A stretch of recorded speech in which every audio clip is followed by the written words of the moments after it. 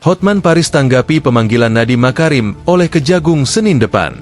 Ex-Mendikbudristek Nadiem Makarim dipastikan hadir dalam pemeriksaan sebagai saksi kasus dugaan korupsi pengadaan laptop berbasis Chromebook pada Senin, 23 Juni 2025. Nadiem akan hadir Senin di Kejagung, ucap kuasa hukum Nadiem, Hotman Paris, saat dihubungi Jumat, 20 Juni 2025.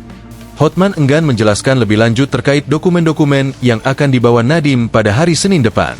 Nadiem direncanakan untuk mulai diperiksa pada pukul 9 WIB di Gedung Bundar Jampitsus Kejagung, Jakarta, Senin, 23 Juni 2025. Penyidik sudah melakukan penjadwalan dan pemanggilan terhadap saudara Nadiem Makarim untuk diperiksa sebagai saksi pada hari Senin tanggal 23 Juni 2025 yang akan dilaksanakan di Gedung Bundar dan direncanakan mulai pukul 9 WIB, ujar Kepala Pusat Penerangan Hukum, Kapus Penkum, Kejagung Harli Siregar saat ditemui di lobi Gedung Penkum Kejagung, Jakarta, Jumat, 20 Juni 2025.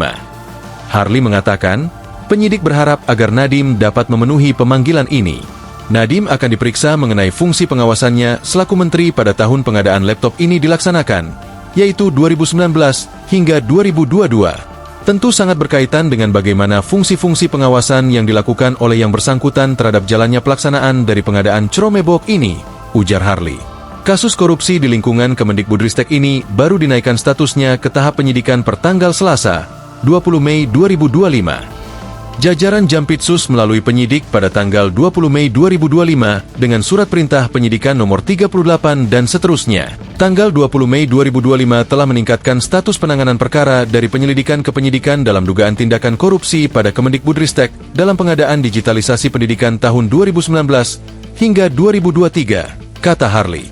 Saat ini, penyidik belum menetapkan tersangka dalam kasus ini dan masih mendalami kasus yang ada, dan angka kerugian keuangan negara masih dalam penghitungan.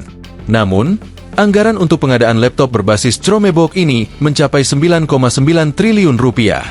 Download Tribun X sekarang, menghadirkan lokal menjadi Indonesia.